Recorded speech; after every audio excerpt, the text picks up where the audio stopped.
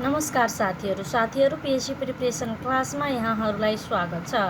साथीहरू PSC preparation क्लासमा आज हामी पारिस्थितिक पद्धति र वातावरण सम्बन्धी केही सामान्य ज्ञान पढ्नेछौँ।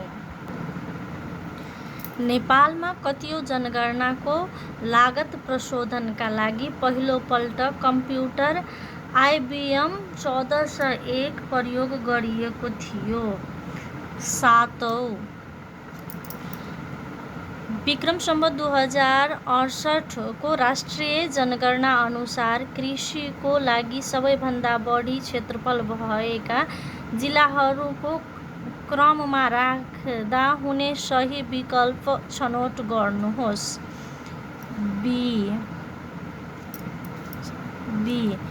बीमा पहिला मोरङ, त्यसपछि झापा, त्यसपछि सर्लाही, त्यसपछि सिराहा। तलका मध्ये कुन जिल्लामा सबैभन्दा धेरै जनसङ्ख्या रहेको छ?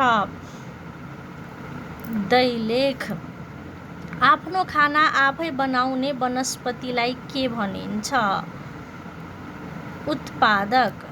पृथ्वीको ओजोन तह विनाश गर्ने प्रमुख ग्यास कुन हो? क्लोरोफ्लोरोकार्बन। नेपालमा वार्षिक औसत तापक्रम वृद्धि कति हुने गरेको अनुमान छ? 0.06 डिग्री सेल्सियस। विक्रम सम्वत 2068 को जनगणना अनुसार लैङ्गिक अनुपात कति रहेको छ? 94.16। समूह 1 र समूह 2 बाट उपयुक्त जोडा मिलाउने परियोजनार्थ तलको कोडहरूबाट सही उत्तर छान्नुहोस्। A को 2 युनेस्को को 1946 AD, B को इसिमोड नेपाल 1983 अनि फरेस्ट इन्स्पेक्सन अफिसर नेपाल 1934 AD, ग्रिनपिस 1971। त्यसो भए ए। पृथ्वी दिवस कुन दिन मनाइन्छ? पृथ्वी दिवस अप्रिल 22 को मनाइन्छ। नेपालको पहिलो राष्ट्र निकुञ्ज कुन हो? चितवन राष्ट्र निकुञ्ज। बी। नेपालमा राष्ट्रिय जनगणना कति वर्षमा लिने गरिन्छ? प्रत्येक 10 वर्षमा। जैविक विविधतामा नेपाल विश्वको कुन स्थानमा पर्छ? 25औं। हाल नेपालमा प्रति हेक्टर रुख कति छ? 430। जैविक विविधता प्रणालीलाई प्रकारमा विभाजन गरिन्छ? 3 प्रकारमा। नेपालमा संरक्षित स्तनधारी वन्यजन्तुको सङ्ख्या कति छ? 27। डी।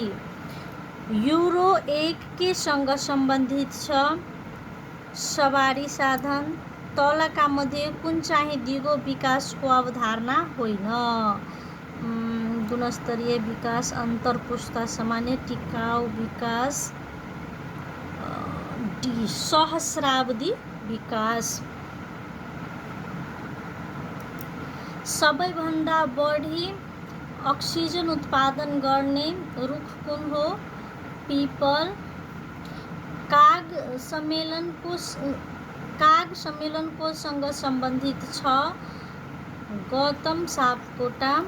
जैविक विविधता सम्बन्धी सन्धि कुन सम्मेलनमा प्रस्तुत गरिएको थियो? रियो सम्मेलन। व्यवस्थित रूपमा जनगणना कार्य विक्रम सम्वत 1968 देखि सुरु गरिएको हो भने सो जनगणना कुन संस्थाले लिएको हो? कुन संस्थाले लिएको हो? सेन्सस गोसवाडा। पातहरू हल्लिँदा सामान्यतया कति डेसिबलको ध्वनि उत्पन्न हुन्छ? 10 डेसिबल। लामटाङ राष्ट्रिय निकुञ्जले नछुने जिल्ला तलका मध्ये कुन हो? काभ्रेपलाञ्चोक। राष्ट्रिय जनगणना 2068 अनुसार नेपालको सबैभन्दा बढी जनसङ्ख्या भएको जिल्ला काठमाडौँ।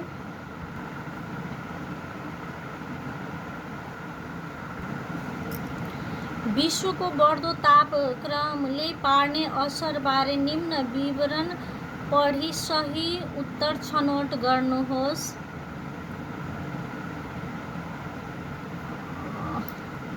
समुद्री सतह बढाउँछ, वर्षाको मात्रा र समयावधि परिवर्तन ल्याउँछ, उपोष्ण मरुभूमि विस्तार हुन्छ। 1, 2, 3 सबै हुन्छ। सन् 1987 मा ब्रुटल्यान्ड कमिसनले पेश गरेको प्रतिवेदनको नाम के हो? हाम्रो साझा भविष्य। जटायु रेस्टोरा भनेको के हो? लोप हुन लागेका गिद्धलाई संरक्षण र सम्वर्धन गर्ने कार्य। नवीकरणीय ऊर्जा भन्नाले के बुझिन्छ?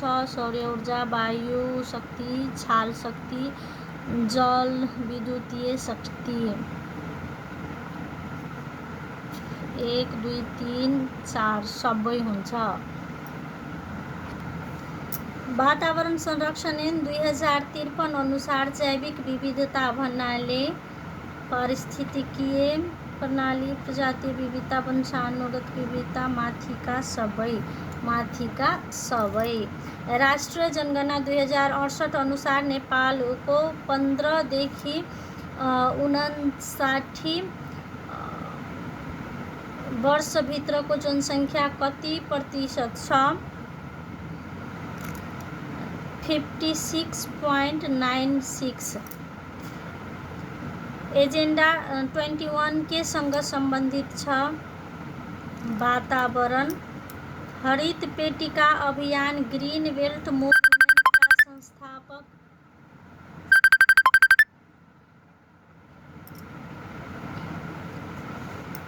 हरित पेटिका अभियान ग्रीन बेल्ट मुभमेन्टका संस्थापक को हुन्? Wangari Maathai. साइटिसको प्रधान कार्यालय कहाँ छ? जेनेवा। नेपालको उच्च जनसङ्ख्या भएको 5 सहरको नाम क्रमशः कुन मिल छ? काठमाडौँ, पोखरा, ललितपुर, विराटनगर र भक्तपुर।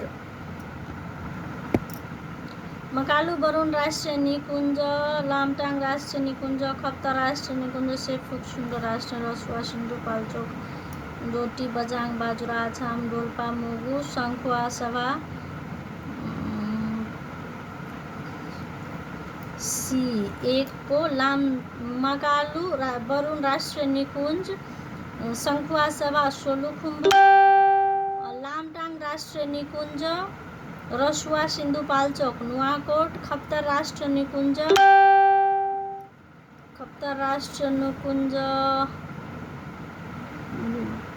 डोटी बझाङ बाजुरा अछाम, सेफुक्सुङ्गो राष्ट्रिय निकुञ्ज डोल्पा मुगु। वायुमण्डल हावामा निम्नमध्ये कुन ग्यासको प्रतिशत तेस्रो बढी हुन्छ? D argon. नेपालमा जलवायु परिवर्तन सम्बन्धी ग्रेजुएट सम्मेलन कहिले सम्पन्न भयो? विक्रम सम्वत 2067 कार्तिक 29 मङ्सिर 3 सम्म। सगरमाथा राष्ट्रिय निकुञ्ज प्राकृतिक सम्पदाको रूपमा विश्व सम्पदा सूचीमा कहिले सूचीकृत भएको हो? सन् 1979। राष्ट्रिय जनगणना 2068 अनुसार प्रतिशत जनसङ्ख्या सहरमा बसोबास गर्छ। कति प्रतिशत जनसङ्ख्या सहरमा बसोबास गर्छ? 17.07।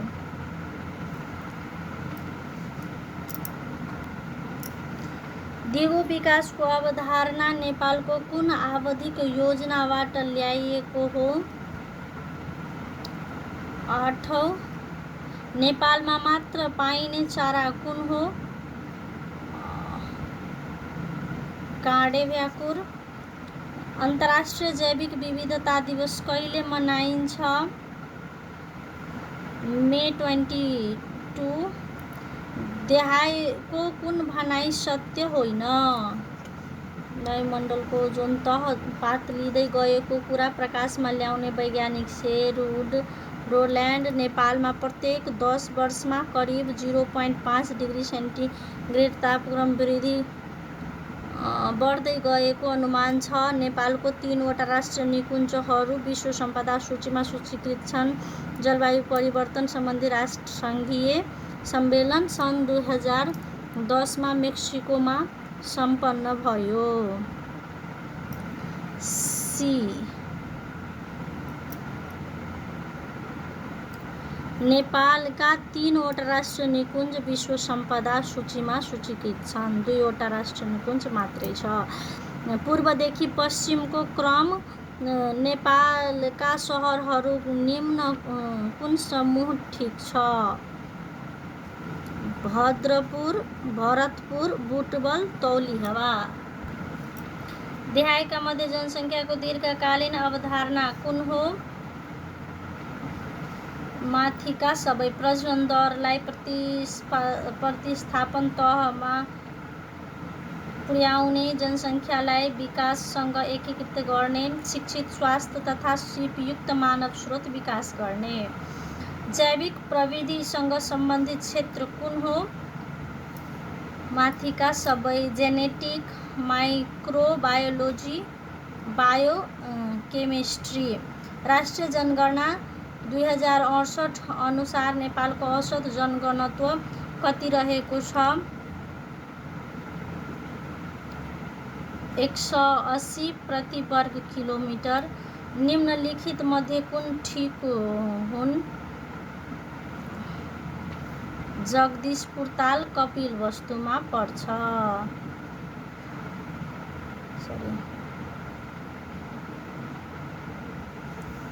एक मात्र सही, जगदीशपुर ताल कपिलवस्तुमा पर्छ।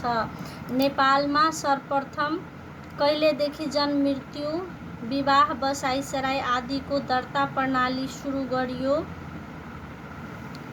विक्रम सम्वत 2034 वैशाख 1।